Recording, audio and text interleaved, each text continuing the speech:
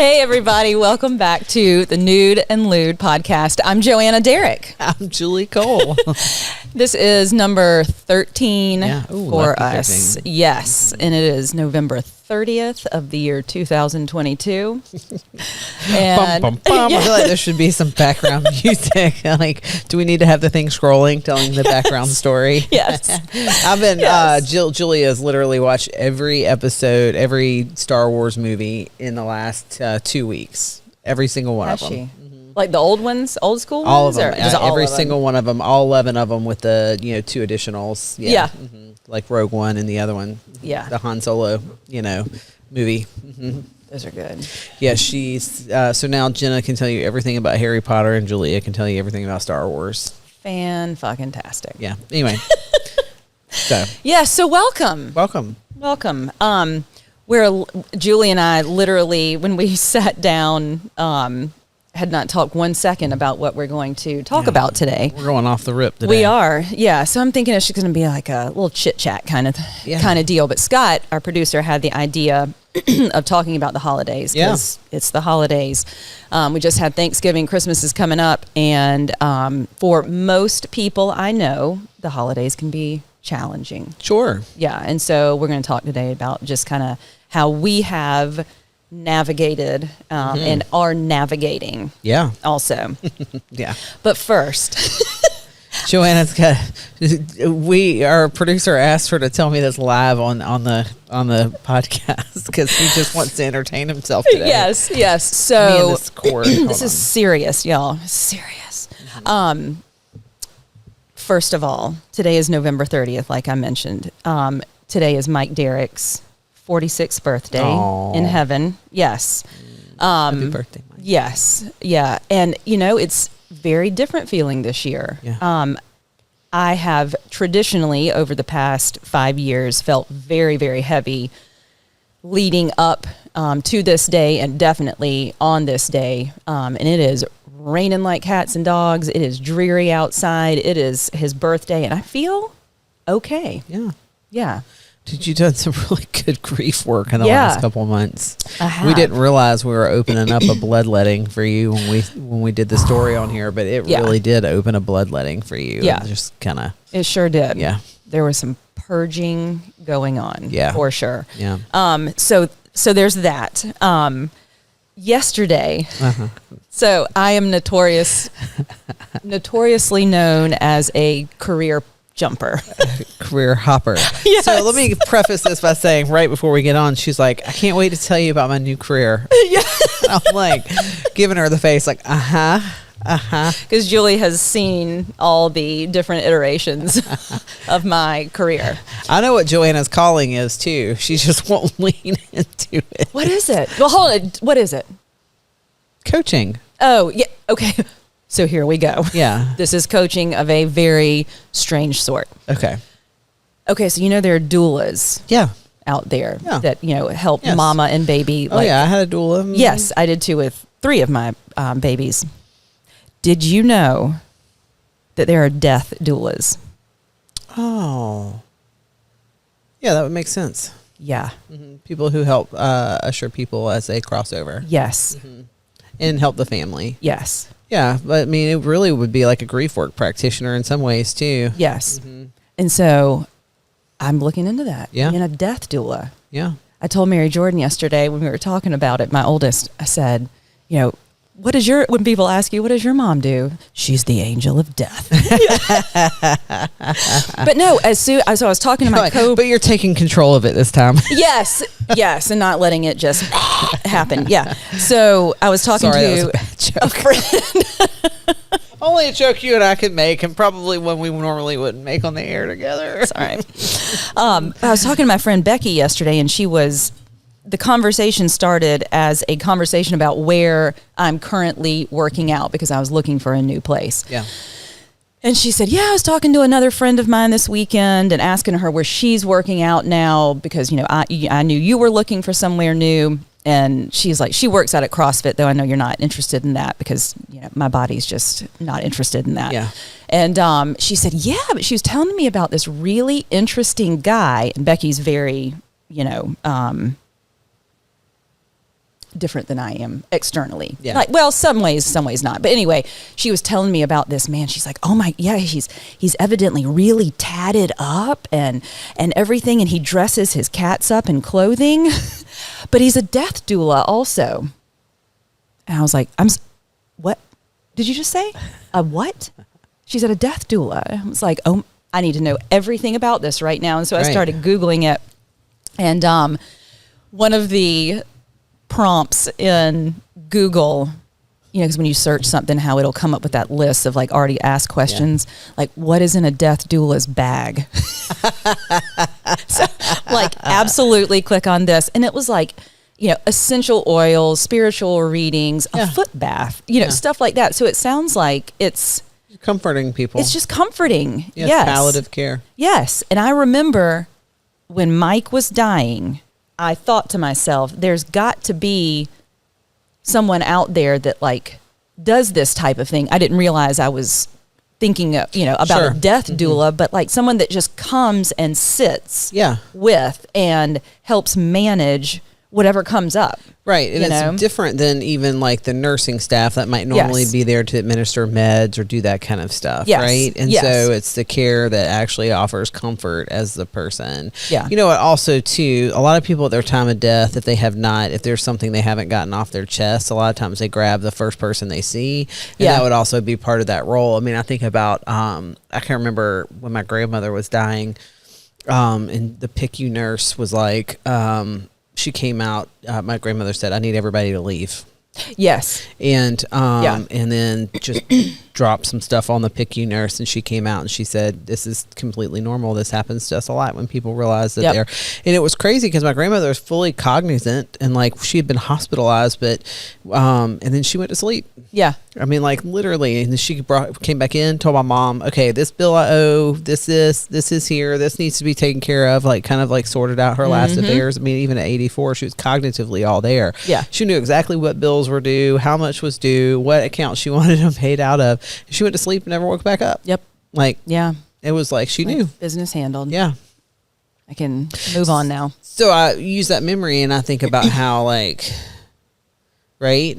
You can bear witness to people as they're also trying to truly, because it's exactly what we've been talking about pretty much since the inception of this podcast. It's just what does bearing witness look like? What does being a thoughtful, kind, compassionate witness for someone else's pain, joy, whatever it happens to be? What does that look like? And that's exactly what this is. Yeah. So there's evidently like an accreditation path and stuff. So I don't know.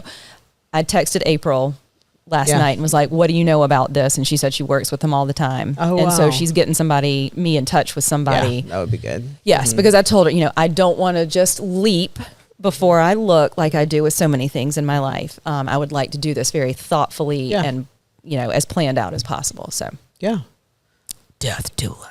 Yeah, I mean, I was going to say, I think that like being alongside people is part of your journey, right? Like, but doing it in a way that isn't completely destructive to you emotionally and spiritually, right? Yes, for sure. Which is actually a good segue into our holiday talk. Yep. That one was just for you, Scott. Yes. But I'm bumped. Okay. First gratitude though. You go first. I'm just grateful for the capacity just to get back into center, and I don't need to explain that anymore. Just that I have tools that when life feels like it goes sideways or it doesn't feel like it's aligning, externally, I have tools for it to align internally. Yeah.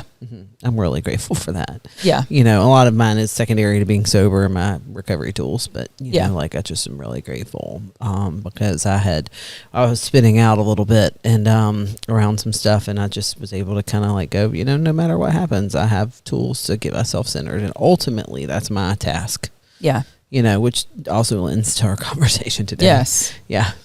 Yes. Yeah. What about you?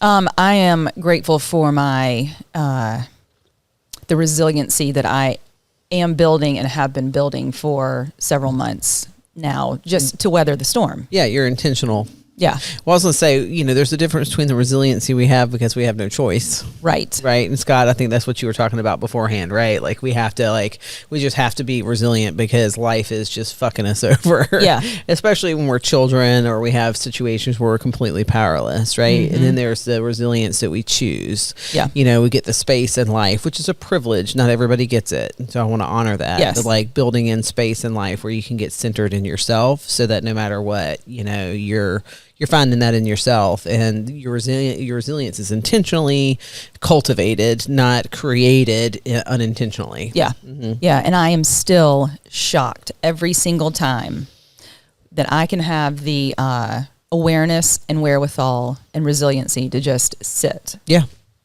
And let the moment, whether it's a minute moment or 10 days moment, pass. Yeah. Because it always does. Sure. Things always change. It never stays the same. Yeah.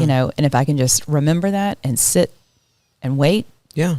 Take care of myself, take care of the people I'm responsible for. Yep. It's usually okay. Yeah.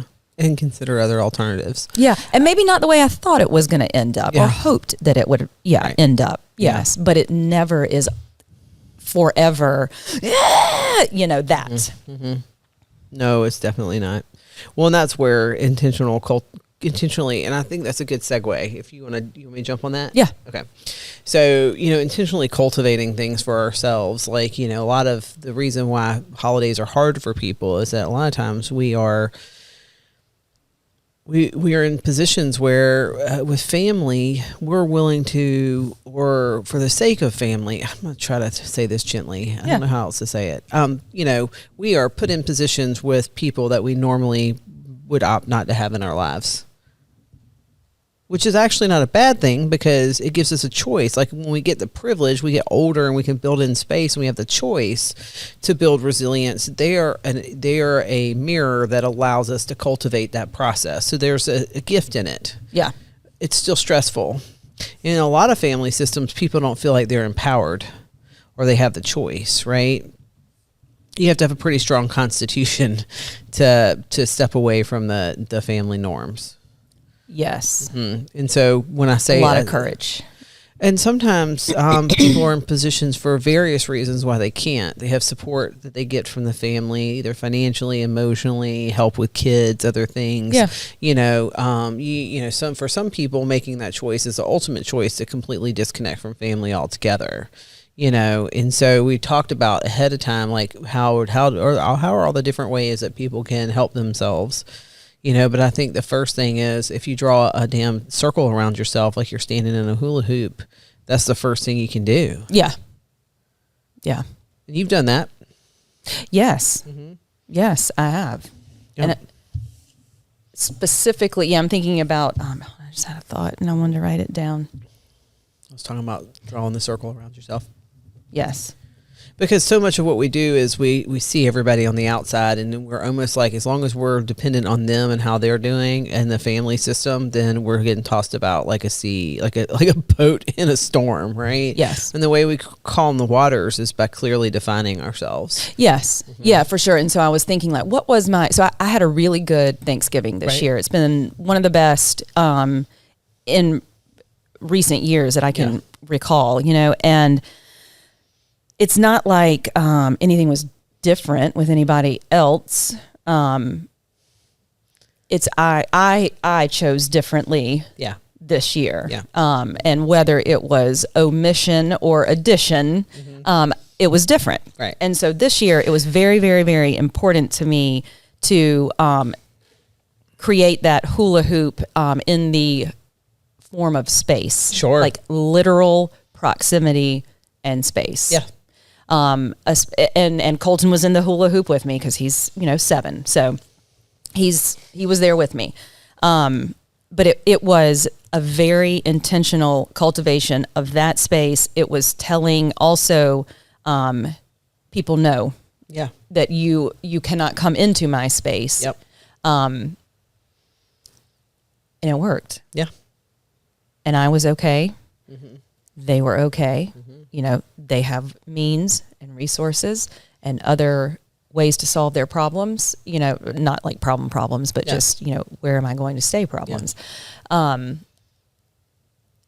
They did theirs thing. I did my thing. Everyone got along. Yep. The anxiety, for whatever reason, I'm going to chalk it up to this was part of it, was very low this year. Yeah. Everyone knew the plan. Yep. And it was very clearly cultivated before we got into the situation and into each other's proximity. Yeah. Well, I can't speak for anybody else. I know it was on your part. Yeah.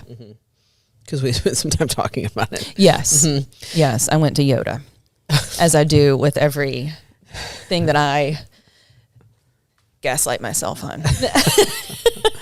Well, no, what it is you just considered alternative options, right? You're like, okay, here's the possible solutions I see. And one of my questions always when people are trying to finagle things to make everybody happy with family is, what are you hoping to accomplish? Yes. And that's what I think a lot of people miss. What are you hoping to accomplish? Well, this, and this, and it's like, are those, these are variables that are externally motivated, right? So if I'm hoping to accomplish that I'm going to have no drama with this person, or this person's going to act like I want them to, or, this person's not going to do what they've always done, if we, yeah. And I'm just saying that in general, and if that's the answer, then what we're hoping to accomplish is a pipe dream. Yes. Yes. And you pointed out two very important things to me that day when we talked. Right. When I called you and said, okay, this is the text that I've composed. Yeah. And I read it to you and you said, that's great and all. It sounds very conditional, because it was my text to this person was, if you are willing to do this, then I am willing to do this. Yes. When in reality, I needed to just not do this. Yeah. Because as you then pointed out, most likely, even if this conversation were to happen pre-holiday, it probably most likely would not be yet resolved, though, inside of me, thus setting myself up for failure. Or to, And what we do when we say that, that piece, we're like, if, because what we're trying to do is we feel like we're trying to compromise. Yes. And it's really manipulation via compromise. Let's call it what it is. Yes. And part of it is that, I'm literally externalizing my responsibility to take care of myself to you. I'm saying, if you do this, then I'll do this. And then a lot of times people say, I'll do that. And they mean it with all of their heart. But we have to trust what history tells us. Right. Yes. And if nothing has changed, then nothing has changed. They don't have the capacity to do that. So even though they say yes, and ultimately we have to take responsibility where we put people in a position to say yes to try to please us or to make us happy or to try to make the situation work or for their own selfish motives. There's 1,000 reasons why people say yes in the moment, but a lot of people have a hard time saying no. And if I need no to be the answer, then that has to start and end with me. Yes. Right? Yes. Absolutely. Yes. Yeah. I'm responsible for saying no. Yeah. For myself. Yeah. Yes. And it's also, this is also part of being internally centered, which is the part where it's like, a lot of times in relational conflict, we want other person to see and understand and even validate our perspective. And a lot of times they can't, right? Yep. And as long as I'm begging somebody else to see, validate my experience, I'm not centered in it. Right. Right. When I get centered in it, I don't have to ask you to validate it. I validate it. Yes. And I don't question, you can't make me question whether it's real or not. Yes. It's real. And this is what it is, period, end of story. I'm not hustling for my worth anymore. I'm not hustling for the validation. I'm not hustling for you to see, and do. And I need to be clear. A lot of times when we do that, there's a whole vein of trauma or hurt that it's attached to. Absolutely. So it's literally our entire history or that little kid within us that's asking to be witnessed who's sitting there saying, please see me. Please validate me. And the only person who can really offer that is us to ourselves. Yeah. So. Yep. A side note, this probably is a little bit more than I probably should share at this venue, but I'm going to say it anyway. had this really interesting experience because I'm a therapist and I'm just being honest about my own therapeutic process. You know, you and I have both been doing with different practitioners, internal family systems. Yeah. And one of the things that I've really struggled with and grieved a lot over the last couple of months is just how layered my defenses are, right? How like layered my parts are that protect me and defend me and firefight, do all the stuff. Because I'm in session and I literally make space for one to step away and another one pops up and another one pops up and another one pops up, and it's really like super layered. And I was grieving that last week, but one of the coolest things that happened was I went to this women's retreat and then I kind of got centered at that women's retreat. It was like a couple of things happened that just got me back on the peg. You know what I mean? Where I was like centered again in myself. And I literally felt like in the next session I did that I had a sense of self that could literally witness the internal child in me that was begging to be seen. It was like all this work. I've been doing this for months and I'm like, I can't get past the parts that are defending me to even see a sense of self. And I actually had a glimpse of a sense of self. Like, again, I was like, it was so relieving. I'm like, oh wait, there it is. There's something in there. Yes, crown there too. She is. I just didn't realize how layered that had gotten. Yeah, and I think also, like as you're speaking, what's I'm seeing in my mind is like I think that most of us believe who are in therapy or considering it or whatever, like we think that this whole thing is going to be therapized all at one time. Yeah, no. Where in fact, it is these little pieces of us, are therapized, thus creating the whole. Yeah, it's a puzzle. And integrating it. Yeah. Yeah, but I think we think that we're just this one being inside. Yeah. Where no, there are so many and they have names and they have jobs and responsibilities, and it is most of the time in protection of ourself, of our true core inner self. Yeah. Sometimes maybe it's not, I don't know. Yeah. Haven't gotten to quite there yet.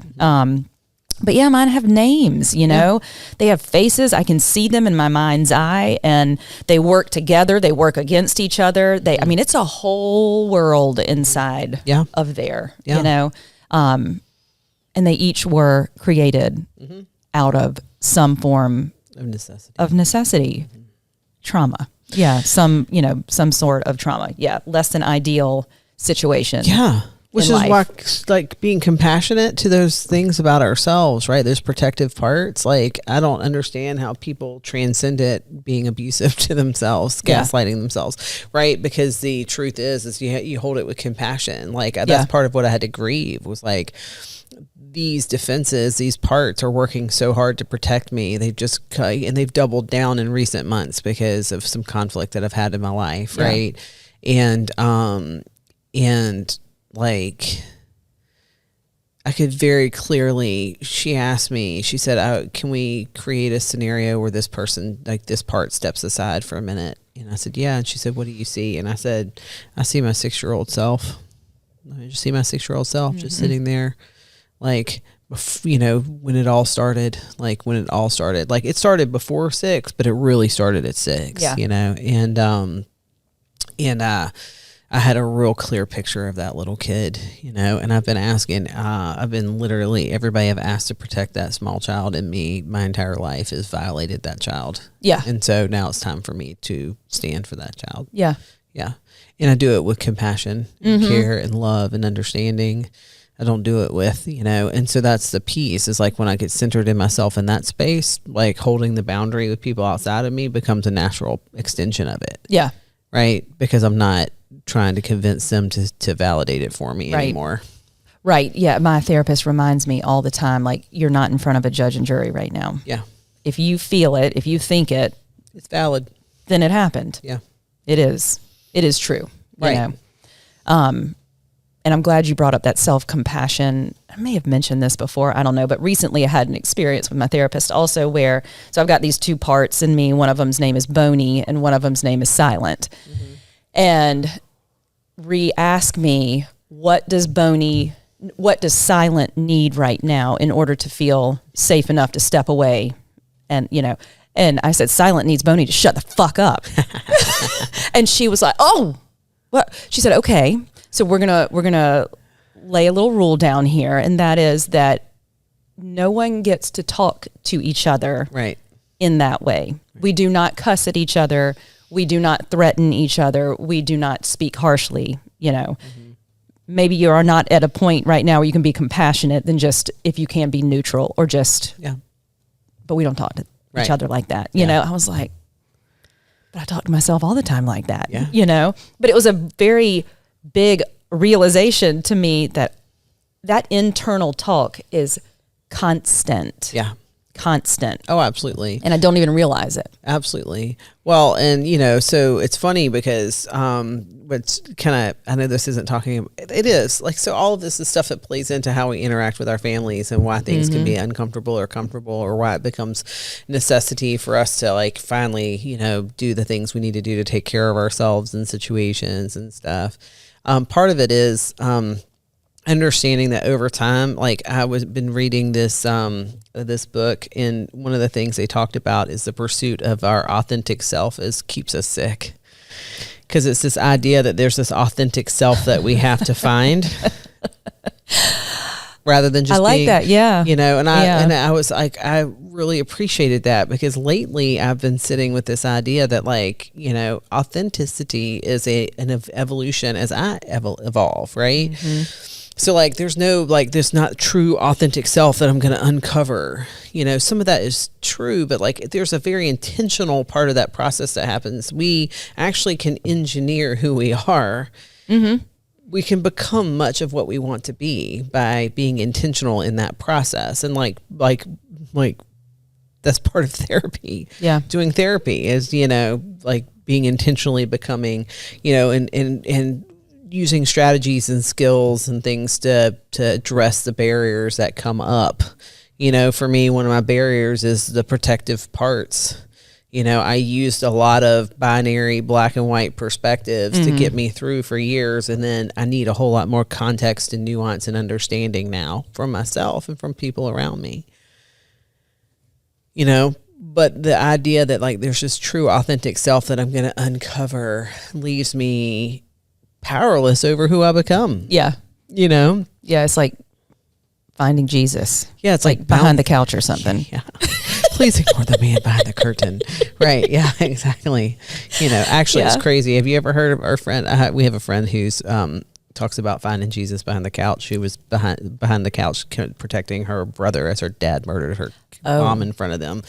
And she talks about finding Jesus behind the couch. Like in that, wow. Yeah. Like it's so interesting. I don't know why that just spurred that for me, like that her dad actually beat her mom to death that time, and Lord have mercy. Yeah. So, but totally off track. The authentic self. So the thing about therapy, or the thing about the processes of discovery of being centered in ourselves, is coming to the understanding compassion happens.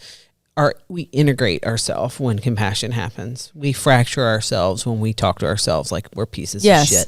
Right? Yes. When we take on the voices of other people, really, who've been around us. And so one of the things that happens when we start to integrate ourselves, like and integrate all of these things and become an integrated person, I'm usurping a Dr. Glover term there, but an integrated self. No more Mr. Nice Guy. That's right. That's a great book, by the way. Was that with, okay. Yeah. I remember you telling me about that. No more Mr. Nice Guy. But anyway, so you become an integrated self. And so compassion allows you to become an integrated self, right? And our integrated self starts to really get clear about our values, our priorities, the things that are important to us, because we're not developing those based on what we're trying to manage the environment around us anymore. Yes. Right. Yes. We do it by managing our internal environment and getting clear about who and what we are and where we want to be and who we want to be. And then we start to let go of the things that aren't congruent with that. Yes. And so I think it's a really important point that when I say the starting point is we draw the hula hoop around us and we take care of what's inside of that, like that's the only real place we have any fucking power at all. Yeah. At all. I don't have the power to make you see what I see. Yeah. And truthfully doing that is like looking at this water bottle and trying to convince you that we could try to convince each other that we're seeing two different things. We're actually seeing the same thing, just differently. Yeah. And I can hold with that. Yeah. What becomes unacceptable for me, or that I'm struggling with feeling might be unacceptable for me in my life in some areas, is that people can't show up in that space and support the integrated self in the way that's needed for it to evolve. Mm-hmm. Like the outside people in my world. Yeah. And I've spent the last 2 years really slowly but surely peeling away pieces that didn't work anymore. Yeah. Anyway, what did you write down? Curious. Escape plan. Oh. I was just going to say it's important to have an escape plan, which was that hula hoop of space and proximity. Yeah. Yeah. So I will say this. So I think about, I'll go back to like what we do with people who are first getting sober. This is a great kind of, analogy. The first year for the holidays, we always ask people to have a backup plan, right? So you're with family. What's your backup plan? If you're out of town, you have people you can call? Is there a safe person in your family or in proximity to where you are? If people are going to 12-step meetings, can you find a meeting to kind of escape and get out to? That kind of stuff. So a lot of it is environmental control strategies. Yeah. More first learning about ourselves, and that's really important. So it is environmental control strategies. I can remember being 6 months sober. Yeah, 6 months sober.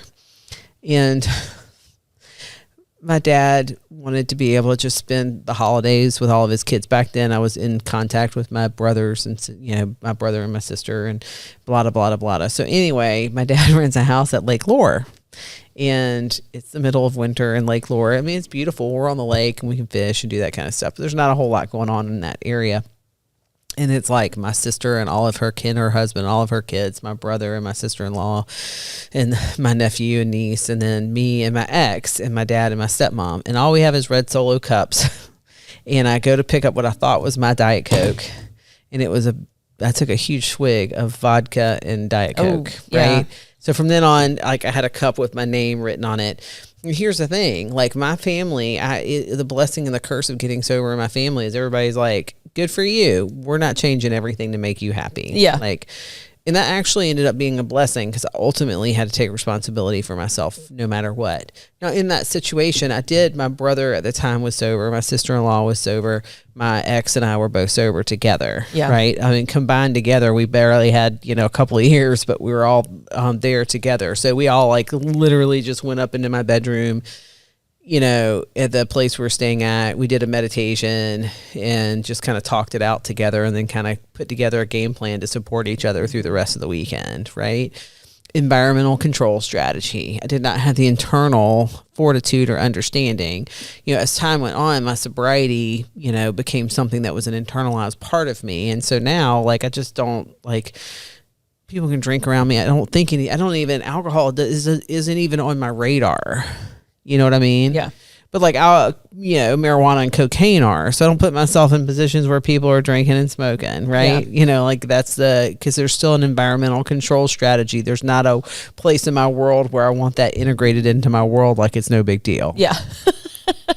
Personally. Yeah. So I think that's an important thing. So a lot of times if you're in that place where you're literally, me and this thing are going to fight, where you're literally just drawing the line around yourself, sometimes that's actually just defining how you're going to control what's outside of the hula hoop to start. Mm-hmm. So if that's where you are, it's okay. Have an escape plan. Right? Yeah. The first thing you have to be convinced is that you deserve to be able to escape it. Yes. That you have a right to. Yeah. Yeah, that's more of the deal with what I contend with is that I have the right to do that. Yeah. Yeah. And then you come to understand you have a right to control who comes into your home. Mm-hmm. Right. You get to control how long they stay. And you can control whether you go to somebody else's home. Right. And what, conditions you're going to have for that. Yeah. And I have the right also to not want to deal with that. Yeah. And not to make those decisions as they come and to just. Yeah.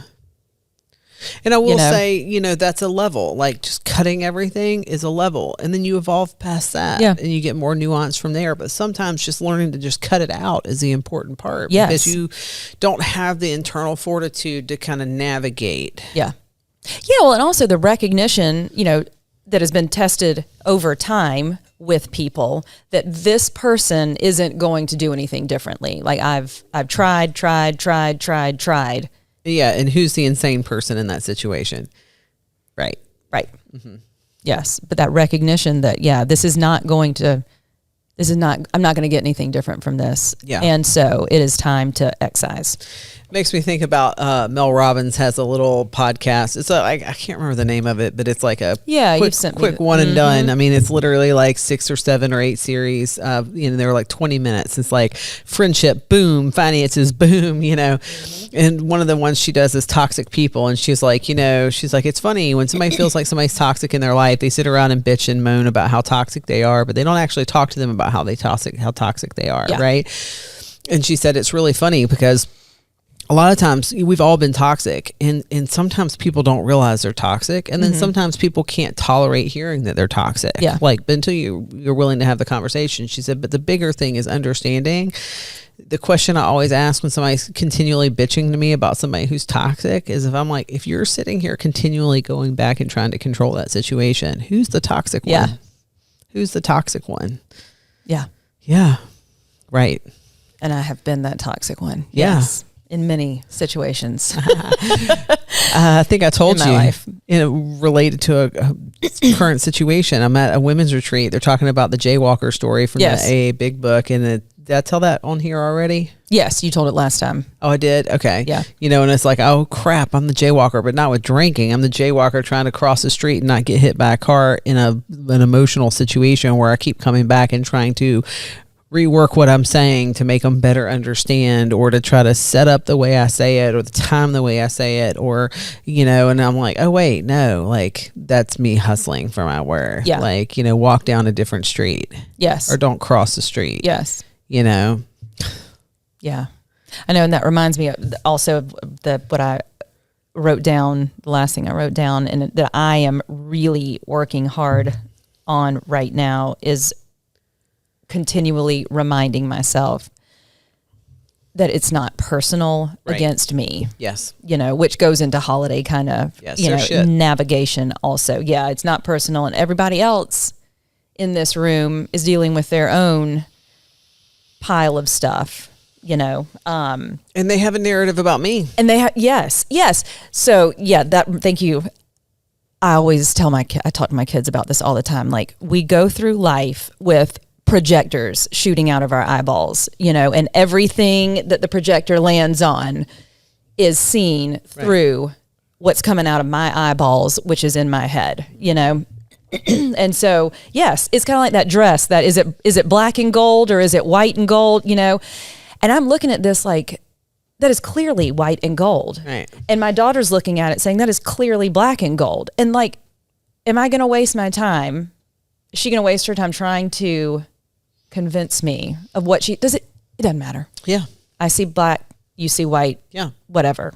Move on. It's that thing, I use this example a lot in therapy, and I use it a lot when I'm presenting in public and people kind of like start getting, arguing about a topic. Yeah. And sometimes I was presenting at a conference recently, and it's like, I'm talking to somebody who does community-based harm reduction and somebody who's a therapist in a treatment center. Right. And they're at each other about this concept. And I'm like, you do realize that you're both right. Yeah. From the context in which you're seeing it. What you can't see is how the other person is right. So one of the things I need you to, and I would hold up something and I'd be like, I need you to tell me what you see. And then they'd say it and I'd say, do you see that? And the other person would be like, no. Well, what do you see? And they'd read it and I say, do you see that? And they say no. But y'all can both agree you're actually looking at the same thing. Yeah. You're looking at the same thing. That's life, right? Where it gets problematic is when people are coming into my hula hoop trying to change my experience. Yeah. So when I say, this is what I see, and you say, no, you don't see that. Yeah. That's not what you see. What you see is this.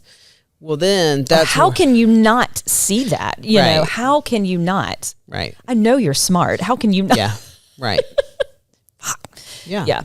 Yeah. And all of that especially gets triggered during the holidays. Yeah. Also. Yeah.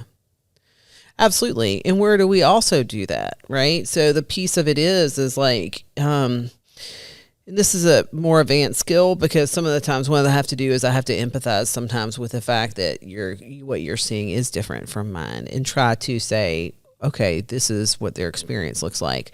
For those of us who are recovering codependent, so a lot of times then we're like, but maybe I can see the experience the same way. Yes. Let me turn this and see, and Let me then hold my head this way and squint my eyes a little bit. And look at that. I see it. And then all of a sudden we're off center again. Yeah. Right? We're off the peg. We're off the beam. So I think part of it is just, sometimes accepting that with my family member, like they have a narrative of me too. And that's part of what's distressing for me, because I want to prove that that's not true. Yes, absolutely. Does a possibility exist that my narrative of them is also equally untrue or inaccurately formed? Yeah. Right. So that comes back to the circle. Mm-hmm. What happens is when I get curious inside the circle, right, I'm able to find space for compassion. I'm able to find space for empathy for myself. And I'm even able to hold space for grace, love, caring, concern, nourishing. And then I get the choice of how I do that externally. Yes. And then people who reflect those things back at me are people that I invite in. Mm-hmm. And the people who don't reflect those things back to me don't get invited yet. Yes. Yeah. Yeah. And knowing that, like, for myself, anytime I'm unable to be curious about a situation or my part in the situation, and I have become rigid and have rigidity of thought and, all that kind of stuff, I have to go back to this, where I am just, what did you call it? Controlling the outside environment, environmental control. Is that what you called it? Yeah. Environmental control. Yeah. Mm-hmm. So this belief that I think a lot of us have, myself included, that this is linear. Yes. Is not true. It's like anything else. Mm-hmm. We may have completed the task of becoming curious with one part of ourselves. Oh yeah, and then another one pops up. And then another one pops up, and we have to go back to square one. Which is why it's not about uncovering or discovering ourselves, right? It's about it being more intentional and creating. Identity is a creation. It's not, if it's passive, then we're taking on the identity of everybody around us. And then, we're blaming the world for the fact that it doesn't work out. Yeah. Right. But that's a whole nother.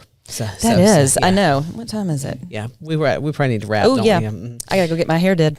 Okay. So, so I think that the big thing, and understanding that seeing it in a linear fashion at first is necessary, because we have to be able to differentiate the pieces and parts of it. Yeah.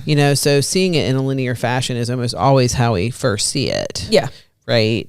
And then, it matriculates, as you would say. I right? love that word. It deepens, it gets context, it gets understanding, it gets things. And grief is a huge piece of this. Mm-hmm. I'm going to leave with this piece, because I think this is an important piece, and this is what a lot of us can't tolerate, right? Is that when I hold compassion for myself, when I hold grace for myself, when I start getting curious about myself, it brings up a lot to grieve, because I feel like I've lost a lot as a result of these things. And so sometimes we first get angry because these parts developed in the first place. And by the way, none of us are without it. Right. There's just levels in complexity. Yeah. Right. And some people have more complex situations than others, but then the other piece of it is that when we start to get curious on the outside, grieving that how much, when we live in the world of externalization, how much the projection is that we want this person to be this, and how we have covered so much of the gulf. And when we step back and we don't cover the gulf anymore, how much they are not willing to extend themselves across it in return. Right. And that's where we have to be clear about what our, curiosity helps us get clear about our values, our priorities, what's important, what aligns, like what actually feels like it's aligned internally. So it's not discovery, it's alignment and integration. And then as we hold up the relationships in our lives, many times we start to realize they don't align anymore. Yeah. And we have to grieve that. Yes. I remember one time you told me, I felt like it was one of those like mom holding her child's cheeks like this. And you said, there is not one more position you can put yourself in to make this work. Yeah. There is not one left. Not even one. That was huge for me. There's no more move. Except for to go the fuck to sleep and then just accept it, like complete and utter internal destruction. Yes. Which some people do, by the way. Yes. Some people cannot tolerate letting it go. Yeah. Yeah. You were saying that to me and I like, fix it. Mm-hmm. There's not one more thing you can do to try and fix this. Yeah. Oh, no. No, because, if only. So that's the piece is that when we're thinking about the holidays, right? It is okay for us to have an escape hatch. Mm-hmm. It's okay for us to step away. And sometimes it's okay for us to evolve. Yeah. And for it just not to work anymore. Yeah. Yeah. No matter how far we think we are down the path of healing and therapy and all that kind of stuff. Yeah. Sometimes we do just have to do what we know works. And that, I think this is the last thing I want to leave it with. It looks different for everybody. Yeah. There's not one like form of alignment. I've learned this like in Al-Anon, right? Like one of the things you see is that there are some people who get aligned and they start cutting out, like they can't tolerate being with their qualifier that they call it, the person who has the alcohol use issue. They have to remove themselves from it. There's other people, alignment looks like you can be in the center of it and still find, peace. And these are people who are living in this, in the chaos and stuff, but they're at peace. Like the chaos doesn't come internal. Yeah. There's some of us that can't do that. I can't do that. I can't have the chaos around me and have it not impact me. Yeah. Like it eats my spirit. Mm-hmm. It literally eats my spirit. So I don't have that kind of, and it's okay. Just because that person has that type of fortitude, my fortitude and resilience looks different. And I want to cultivate something and I want to be centered with, not something that doesn't challenge me, not something that doesn't challenge me to grow, doesn't challenge me to wrestle with my bullshit, doesn't give me a mirror back. Like I want all of that stuff, but I don't want the shit that comes in and bleeds into me. Yeah. Yeah, right? Or like causes you to, like we were talking about last week, hysterically cry every day. Yeah, yeah, exactly. I don't want the thing that comes in and like punches a hole in my spirit and just inks darkness into it. I can't do that. Mm-mm. So anyway, we didn't really talk a lot about the holidays, but like I think the discussion that around it is all the reasons why we compromise ourselves at the holidays. Yeah, in the name of it's the holidays. Yeah, in the name of don't talk, don't trust, don't tell. Yeah. So and now we're going to all get in one room. Yeah. And do that together. Yeah. And wonder why we all want to murder people. Yeah. I just loosened it up. You see how it's going down? Yeah. I'm like, this is slowly going down with the mic. All right. Well, thanks for being with us, guys. Yeah. Actually, I'm going to put out a call. Like, we definitely have a million things we could talk about. In a lot of places and spaces we can go, but what do you want to hear about? Like some of y'all, a lot of people that are listening know us. What do you want us to talk about? What do you want us to get deep with? What do you want us to throw something out? And if you don't want to put it on, if you don't want to put it on the actual publicly, you can reach out to us personally, and coming into 2023, what do we want to deal with? Yeah. What are you thinking about? Yeah. What are you wanting to do differently? Yeah. So, thanks for being with us. Yeah. Thanks. We just appreciate it a lot. And we do hope everybody has a safe and emotionally, spiritually, physically safe holiday.